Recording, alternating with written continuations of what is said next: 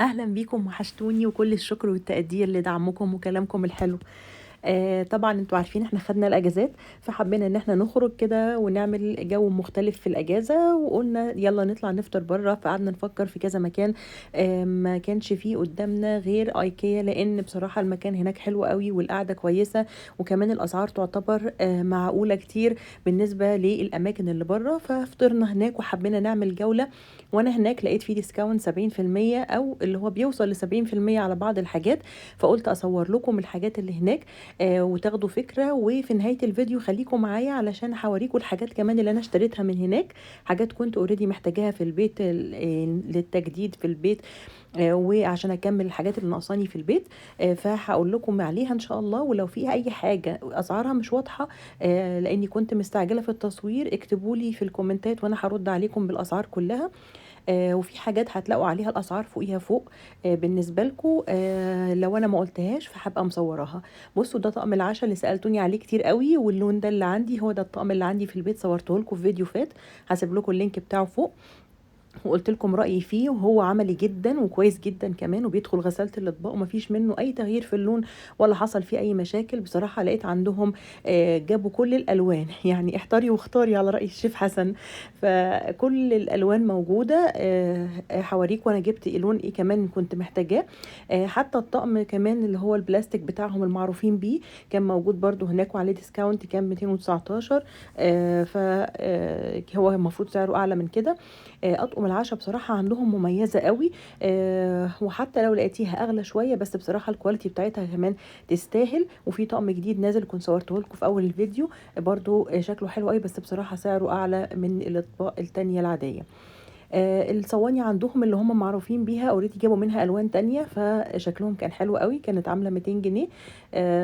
ما تحاولوا بقى تقارنوا يا جماعه الايه الاسعار القديمه بالاسعار الحاليه، عشان ما تتعبوش ونفسيتكم تتعب. يعني اول ما دخلت ان انا ابتديت في الاول كده ابص وافتكر الاسعار القديمه، لا حسيت ان انا هتعب، فقررت ان انا اوقف وخلاص اتعامل مع الموضوع كانه صفحه جديده يعني. دي طبعا بتاعه التوابل والاعشاب، دي عامله 100. والزرعه اللي فوقيها دي كانت حلوه قوي برضو، سعرها كويس، كانت 130، بس هي مش طويله، الفرع بتاعها مش طويل. الصواني ستيل موجوده عندهم، بس بصراحه حتى الصينيه الذهبي اللي كانت عجباني لقيت سعرها بقى اوفر، معلهاش ديسكاونت. كل بقى انواع المناديل اللي انتوا عايزينها وكلهم كان عليهم ديسكاونت، يعني الصغير والمتوسط والكبير والالوان كلها اللي انت عايزاها برضو. هتلاقوها من اول 29 جنيه. وتعتبر دي يعني ارخص حاجة موجودة عندهم هناك السعر ده. وفي طبعا اسعار تانية متفاوتة. اي شكل بقى هيعجبك. بصراحة انا مش بتفرق معايا قوي الاشكال، يعني بجيبه عشان احطه عندي في بتاعة المناديل اللي هي بحطها على السفرة دي، فمش بيفرق معايا قوي الشكل يعني. الطاسات كمان هناك عندهم حلوة قوي، بس بصراحة انا ما جربتهاش، حاسة ان الكواليتي بتاعتها كويسة. بس لو حد فيكم له تجربة معاها او جرب قبل كده يجيب من عندهم الطاسات اللي عندهم دي، قولي الكواليتي بتاعتها ايه، عاملة ايه بعد الاستخدام. يا ريت عشان بفكر اجيب واحدة. شفتوا السكاكين اللي وريتها لكم دي، اللي كنت انا اشتريتها قبل كده واستعملتها، وبصراحة هم محتاجين مسن جدا، وكنت بمشي يعني عمالة ادور على مسن، فما لقيتش غير ده. حسيت ان هو ضعيف كده ومش يعني مش احسن حاجه، وده كان عامل 300. اعتقد هم عندهم انواع تانية كمان. السكينة بقى دي اللي انا جبتها لوحدها، اللي هي كلها ميتال او كلها قطعة واحدة، دي بصراحة كانت احسن نوع، احسن من اللي ايديها سودة. فلو انت عايزه تجيبي انصحك باللي هي ايديها قطعه واحده، دي كانت بصراحه يعني الكواليتي بتاعتها احسن. عندهم كمان القطاعه بتاعت الخضار، تقطيع الخشب دي. دي برضو كان عليها ديسكاونت وكان سعرها كويس. بالظبط كانت 279، فسعرها مناسب بالنسبه للاسعار الحاليه. كانوا برضو عاملين اوفرز على الكوشنز، وكان في تشكيله كبيره قوي من الكوشنز هناك. فحاولت اصور لكم كده، دي اشكال مختلفه بتاعتها كلها. كان برضو سعرها في حاجات ب100 و100 كام، زي ما شفتوها كده السعر اللي فات ده 149 تقريبا. وفي حاجات تانية عامله واصله ل 200. فبصوا في اسعار متفاوته، بس معظمها عليه ديسكاونت يعني. كمان اكياس المخده دي حلوه قوي، وفتحتها الخامه بتاعتها كمان حلوه قوي. دي ب 129، هم كيسين مخده. فمن الحاجات اللي عجبتني هناك. لقيت كمان الدواسات بتاعه الحمام دي هم مشهورين بيها قوي، انتوا عارفينها. كان في منها الوان، بس اللي كان عليه ديسكاونت بس هو اللون الابيض اللي شفتوه ده، كان عامل 300. وكنت متردده بصراحه، بفكر عايزه اجيب منه، كنت متردده متردده شويه عشان اللون. كمان المشايات دي حلوه قوي برضو كلها، مشايات للحمام، اللون بتاعها كحلي غامق، الماتيريال بتاعتها حلوه قوي برضو. استنوا معايا للاخر عشان تعرفوا انا جبت ايه منهم. كل دي مشايات للحمام. برضو دي مشايات بس كانت قطعه واحده طويله، فلو انت عندك الحمام بالطول كده فبتبقى حلوه ولذيذه قوي، بس ما كانش عليها ديسكاونت. برضو كان في منها الوان بس مش بنفس الكواليتي بتاعت اللون الازرق، الزرقاء كواليتي اعلى منها. على الرغم من ان دي برضو مش رخيصه، بس عشان هي حجمها اكبر.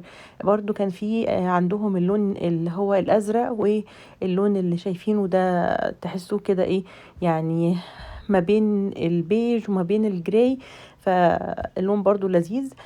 كمان عندهم تشكيلة الفوانيس بدأت كلها خلاص نزلوها، والغريبة ان هم عاملين كمان ديسكاونت على الفوانيس وشكلها حلو قوي. عندهم اشكال كتير برضو، يعني خمنوا كده جبت اي واحد فيهم. بصراحة شكلهم حلو قوي، والوان بقى عندكم ابيض وبيج واسود. اشكالهم جميله وبتبقى مختلفه خالص عن الفوانيس اللي موجوده بره في السوق. طبعا قسم كمان عندهم العطور والورد. كان في عندهم الوردة اللي هي البينك دي او الروز، كانت حلوة قوي، وكان سعرها بس 29 جنيه. فانا استغربت بصراحة، يعني هي كان سعرها رخيص قوي، فمن الحاجات اللي اخترتها برضو وجبتها كانت جميلة جدا. بس كده خلصت كل الحاجات. البوكس الكبير ده هتعرفوا دلوقتي كمان شوية هو فيه ايه او عبارة عن ايه. هوريكم دلوقتي في المشتريات. خلصت وكنت تعبت بقى، روحنا البيت خلاص كده. اول ما روحت البيت حبيت ان انا اشارك معاكم الحاجات اللي جبتها. هنفتح الاكياس مع بعض واوريكم المشتريات الجديده.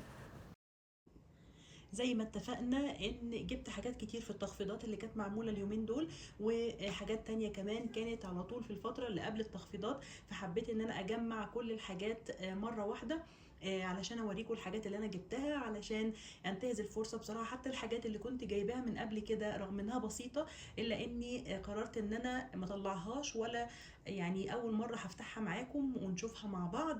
اكيد انا شايفاها وعارفاها، بس انا ما فرشتهاش في البيت ولا استعملتها، وفضلت ان انا اسيبها للوقت اللي هو على دخول رمضان والعيد، يبقى كنوع من انواع التجديد في البيت والتغيير. بصوا في البدايه بقى خليني اشيل كل الحاجات اللي على السفره دي علشان ما اعملكوش زحمه، واوريكم حاجه حاجه نفتح الاكياس كده سوا مع بعض. نيجي بقى لاول حاجه واهم حاجه. بصوا مش قادره اشيله من كتر ما هو تقيل. زي ما انتم شفتوا في الجوله اللي عملتها انا وريتكم كل انواع اطقم العشاء. فانا قررت ان انا اجيب واحد منهم. هوريكم دلوقتي انا جبت ايه. بصوا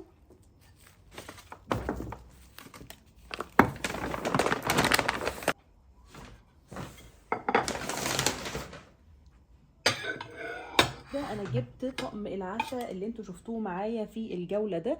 اللون ده بجد حلو قوي وشيك جدا، ولو انا حبيت اكمل الطقم التاني كمان هيمشي معاه الطقم اللي هو الجراي اللي عندي. انتوا عارفين ان انا جبت الطقم الجراي والطقم البينك، فحبيت ان انا اكمل كمان بطقم العشاء ده. بصراحه جربتهم وهم ممتازين بجد. كان في منكم سالوني كتير قبل كده الطقم العشاء بتاع ايكيا عامل ايه. بصراحه ممتاز، يعني شوفوا انا منزله عنه ريفيو بقاله كتير، بقاله حوالي سنتين، وطبعا زي ما هو حلو جدا. حتى بدخله غسالة الاطباق ولا بيحصل له اي حاجه. طبعا طبق كبير، وهتلاقي كمان في الطبق الميزه في الطبق بتاعه اللي هو الصغير ده، ان هو فيه شويه عمق. شايفين كده؟ يعني الطبق من هنا مش فلات خالص. ده تقدري تقولي عليه فلات شويه، لكن ده فيه عمق شويه، فده اللي بيعجبني فيه لو انت عايزه تحطي فيه رز او كده، فبيبقى حلو قوي. وفي كمان اللي هي البولات بتاعته اهي. البولات بتاعته شبه الطقم الجري اللي عندي. انا عشان ما اضيعش وقت الفيديو كنت عايزه اجيب لكم بقيه الاطقم، بس اكيد انتوا شفتوها معايا في الفيديوهات قبل كده. هسيب لكم اللينك بتاع الفيديو بتاع طقم العشاء الجري والبينك في الاي اللي بتظهر فوق لو حد عايز يتفرج عليهم. ده عامل زي الجري بالظبط، لكن البينك كان البوله بتاعته مختلفه غير دي خالص. فالطقم ده طبعا هو بيديهولك في العلبه او الكرتونه بتاعته، لكن انا العلبه بتاخد معايا مكان، وما كنتش عارفه امشي بيها بصراحه ان انا اروح بيها او اشيلها، فحبيت ان انا افكهم كده، ان هم يفكهم لي ويلفوهم زي ما انتم شايفين كده. وانا جيت هنا في البيت فكيتهم علشان اوريه لكم بسرعه في الفيديو. من الاطقم العمليه جدا واللي برشحها لاي حد. عايزه اوريكم جبت ايه كمان من هناك. جبت حاجه كنت محتاجاها جدا. وهي طقم المشايات ده بتاع الحمام. بصراحة يا بنات يعني هي ممتازة، الماتيريال بتاعتها حلوة قوي. بصوا هي عاملة ازاي. دي اللي هي فيها من ورا زي مطاط كده، اول ما بتحطيها على الارض بتمسك فيها على طول. الماتيريال بتاعتها حلوه قوي. بصوا الوبره فيها عامله ازاي. فطبعا عجبتني جدا. دي من الحاجات اللي كان نازل عليها ديسكاونت، وانا صورتها لكم في الجوله عشان انا مش فاكره كل الاسعار، بس الاسعار موجوده في الجوله اللي عملتها في اول الفيديو، هتلاقوا فيها كل الاسعار بتاعت الحاجات اللي انا جبتها دي. هي فيها مستويات، نظام مستويات، فده عجبني فيها قوي. جبت منها 2 علشان خاطر الحمام عندي. هي تكفي الحمام عشان ابدل فيها مع اللي موجوده عندي. اوقات لما باجي اغسل اللي عندي في الحمام اوريدي ببقى مش عارفه افرشه بايه، فجبت دي عشان تبقى بديل معاه. وخامتها حلوه قوي، يعني انصحكم بيها بصراحه.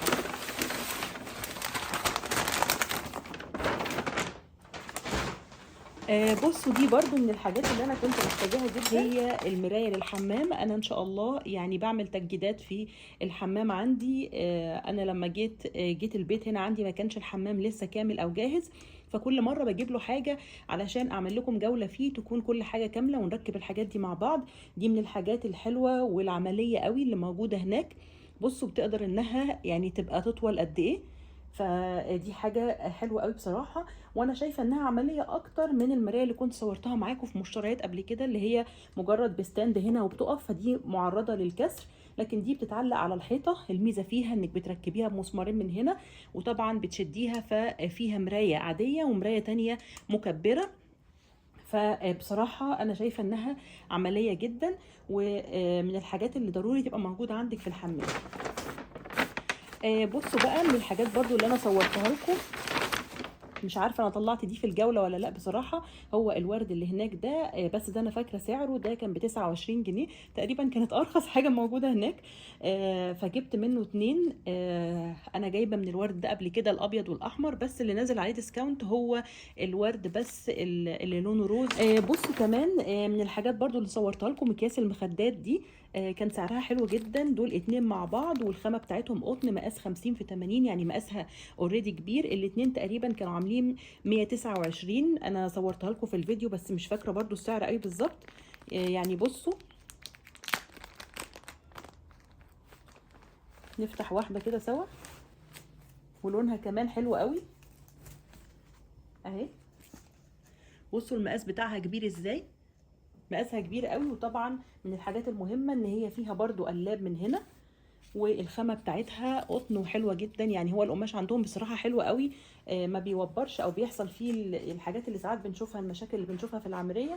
وانتوا عارفين دلوقتي حتى لو انت هتفصلي اسعار الملايات والقماش بقى عامل ازاي دلوقتي. فالاتنين دول حلوين قوي، ومش شرط ان انت يعني الملايه عندك تكون نفس اللون. انت ممكن يكون لون قريب، لون جراي مثلا، ملايه سترايب، هتحسي ان يعني ممكن ده يمشي معاهم، مش شرط يكون نفس اللون. فدي حاجه مش بتأيدني، يعني انا بحب اغير اكياس المخدات من وقت للتاني. جبت كمان المناديل دي عشان انتوا عارفين عندي اللي هي القطعه الذهبي اللي انا بحط فيها المناديل، هوريها لكم دلوقتي. فاكرين دي كنت جبتها معاكم في مشتريات قبل كده برضو، فمن وقت للتاني بحب ان انا اجيب مناديل. بصوا المناديل دي كبيره، هم عندهم احجام، في نوع تاني صغير وكان عليه ديسكاونت على فكره، تقريبا صورته برضو كان ب 29، لكن اعتقد دي كانت مش عارفه ب 35 ولا ب 45، مش فاكره بالظبط، بس هي مش غاليه يعني. بس بتحطيها كده، او بتاخدي المناديل بقى وتعمليها نفس الشكل ده اللي هو المثلث. يعني انا بقى لما ببقى رايقه بعمل الحركه دي، لو انا مستعجله بحطهم كده وخلاص. لما تبقي رايقه ممكن تعمليهم بشكل المثلث وتحطيهم هنا. بصوا دي الحاجات اللي انا اشتريتها زي ما قلت لكم بالاسعار بتاعتها زي ما شفنا في الجوله. وانا نازله بقى خلاص، يعني خلصت الستور بتاع ايكيا كده، وانتي خارجه بتلاقي القسم بتاع التخفيضات اللي موجود هناك، فبتعدي على القسم ده. هو انتي لازم لما تعدي تحسي ان انتي لازم هتجيبي حاجه. يعني انا خلاص كنت اكتفيت كده، وخلاص فلوسي بقى بتخلص، فنزلت قسم التخفيضات لقيت فيه شويه حاجات بصراحه عجبتني، وحبيت ان انا اكمل بيها لان هم بيعملوا عليها ديسكاونت بيوصل ل 50%. فقلت برضو يعني اوريكم الحاجات اللي انا جبتها. ما تنسوش تعدوا على القسم هناك برضو، ولو انتم مش عايزين تخلصوا فلوسكم خلاص ما تعدوش. بصوا المشايه دي اعتقد دي مشهوره قوي هناك وانتوا عارفينها، اللي هي البابلي دي. في منها بصوا الوان كتير، نزل منها الوان حلوه قوي زي ما صورت لكم. كان في طبعا اللي هو اللون الكشمير، واللون الابيض، واللون في لون جراي تاني كده. يعني كان في الوان كتير موجوده منها. اللون ده حلو قوي وعملي جدا برضو في الحمام. بصوا انا لقيت ده المفروض ان هي زي ما انتوا شفتوا سعرها معايا تقريبا كانت عامله 600، وهي بيبقى عليها 50%، فانت بتجيبيها بنص الثمن. حلوه قوي، ومن الحاجات برضو اللي بتحطيها على الارض هنا فبتحسي انها بتمسك في الارض. فانا جبتها عندي يا اما هحطها، لسه مش عارفه بالظبط هعمل فيها ايه. بس ما لقيتش منها غير قطعه واحده، دي كانت اخر قطعه. لان القسم ده زي ما انتوا عارفين يعني بتروحي يعني كل يوم بيبقى فيه حاجات مختلفه. فيعني بتروحي انت وحظك على حسب بيكون فيه ايه.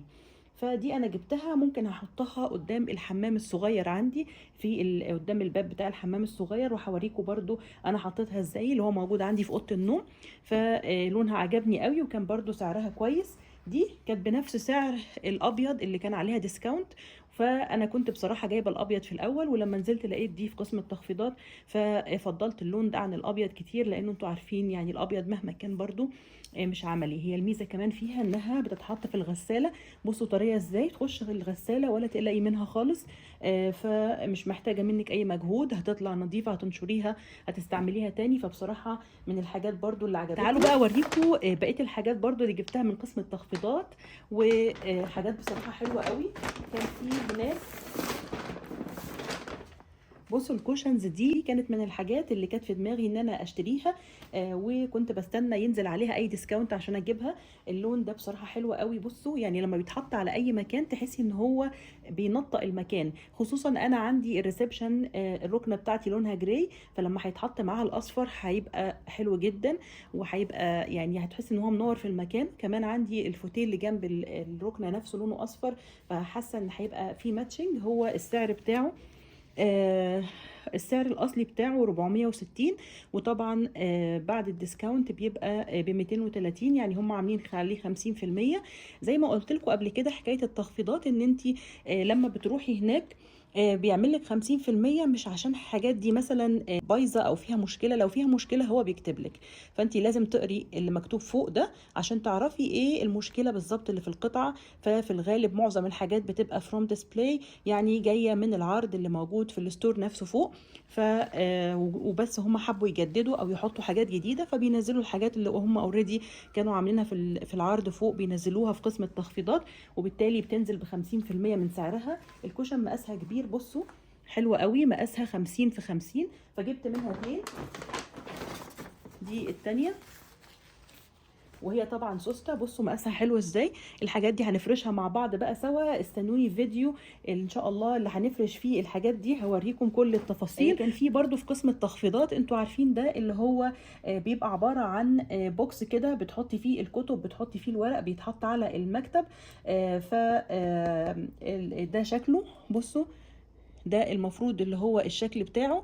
انتي هو بيجيلك بالشكل ده مفكوك، طبعا هو معمول من بره ببلاستيك، تفتحيه وتظبطي الشكل بتاعه بمنتهى السهوله. بيبقى زي كده زي الفايلات اللي بتتحط هنا او البوكسات اللي بتتحط على الديسك، فبتجيبيه بقى عندك الولاد يحطوا فيه الكتب بتاعتهم. صراحه بيبقى منظم اكتر لما بيتحط على المكتب. وده اصلا كان سعره 119 وبعد الديسكاونت عامل 60 جنيه. فالواحده من دي فيها 2، يعني هيعمل لك بوكسين من دول، فانا جبت منها 2. يعني المفروض ان دول يعملوا لي 4 بوكسات. برضو هنفكهم مع بعض ان شاء الله في الفيديو بتاع الفرش، وهوريكم شكلهم على المكتب عامل ازاي. واستنوا بقى المفاجأة. بصوا كمان جبت ايه.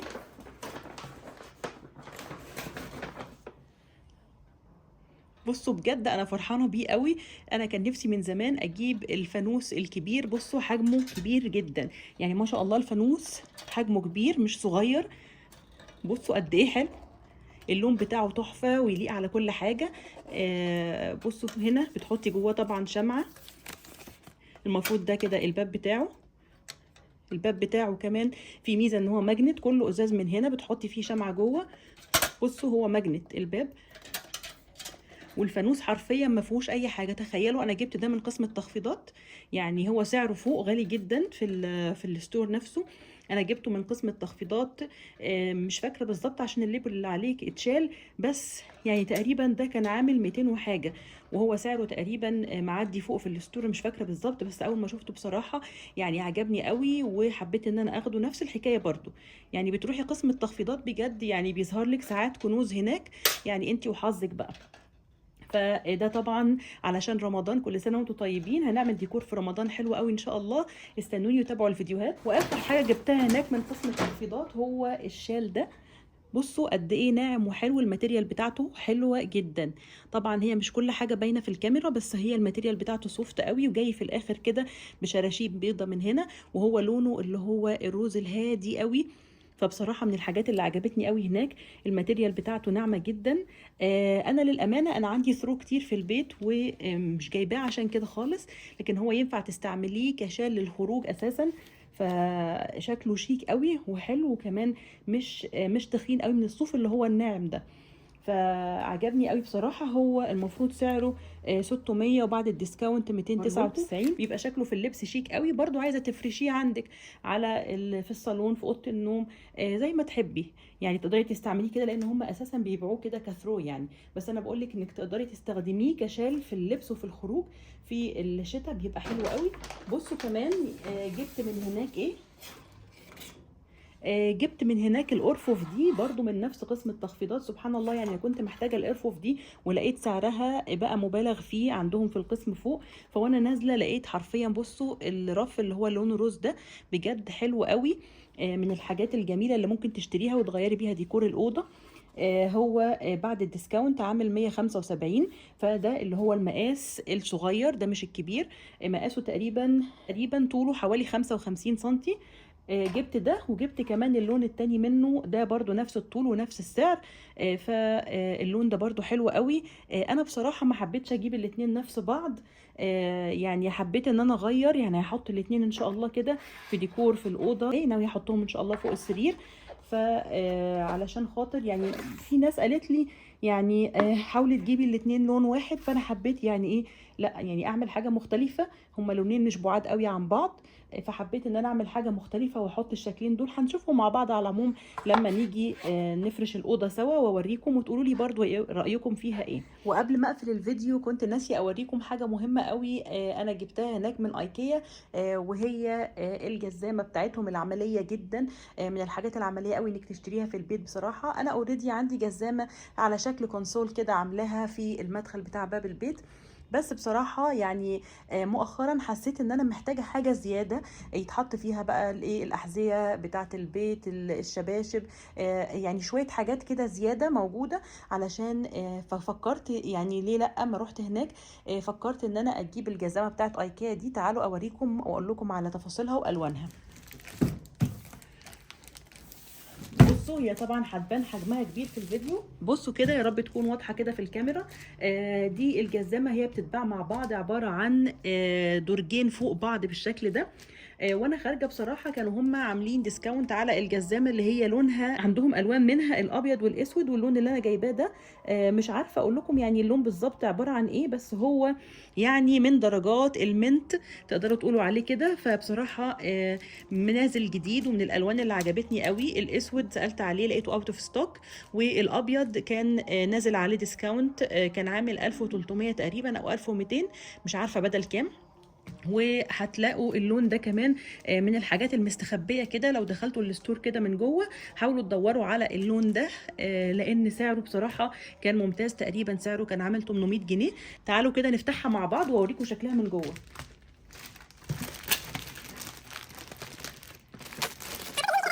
بصوا كده طبعا انا منيماها كده بالشكل ده، هي المفروض الضرفه بتفتح كده اهي، ادي الضرفه هنا اهو. بصوا شايفين الدرج قد ايه كبير من جوه، هي الميزه فيها ان الدرج بتاعها كبير بالشكل ده، فهي طبعا بتاخد احذيه معاكي كتير. وادي الدرج التاني بتاعها برضو نفس الحكايه اهو، بس وبتتعلق من ورا. طبعا هما بيجوا منفصلين بقى عشان انتي براحتك، يعني هنا ده كده اهو مكان المسامير بتاعها يمين وشمال. هي الماتيريال بتاعتها بلاستيك، فبيجوا هم منفصلين كده، يعني هم الاثنين يونت بيتباعوا كده مع بعض، مش بتشتري واحده لوحدها. فمن الحاجات العمليه قوي ان شاء الله. يعني انا لسه بفكر هل هركبها عند مدخل باب البيت ولا هركبها عندي في الطرقه. فهستقر لسه، هشوف هركبها فين وهوريها لكم ان شاء الله في الفيديو اللي هنفرش فيه مع بعض. هوريكم حطيتها فين. وهي الميزه فيها انها زي ما قلت لكم مش بتاخد مكان، ومع ذلك برضو بتلم حاجات كتير. فمن الحاجات العمليه قوي اللي انصحكم بيها. واللون ده على فكره يعني مش منتشر، اللون ده يعتبر جديد وسعره كمان حلو جدا. يعني راح عشان اجيب الابيض اساسا فلقيتني بجيب اللون ده. فبصراحه دي فرصه. ويعني على الرغم من ان الحاجات اسعارها اتغيرت، بس بصراحه يعني اللي يشتري اي حاجه دلوقتي نفسه فيها يجيبها على طول. لان للاسف برضو يعني كل يوم في تغيير في الاسعار، وللاسف ان التغيير بيكون للاعلى. بس كده حلوين. دي تقريبا كل الحاجات اللي انا جبتها من هناك، والمشتريات اللي انا حبيت ان انا ابتدي اجهز بيها ان شاء الله لدخلة رمضان ودخلة العيد. كل سنة وانتم طيبين. ربنا يبلغنا رمضان ان شاء الله لا فاقدين ولا مفقودين. واستنوني بقى في الفيديو بتاع التجهيزات والفرش علشان نفرش الحاجات دي كلها مع بعض، واوريكم شكل الحاجات بعد ما تتفرش ايه، وتقولوا لي رايكم برضو. فلو وصلتوا معايا لغايه هنا ما تنسونيش في اللايك والشير والسبسكرايب للقناه، واشوفكم في فيديو جديد. استنوني.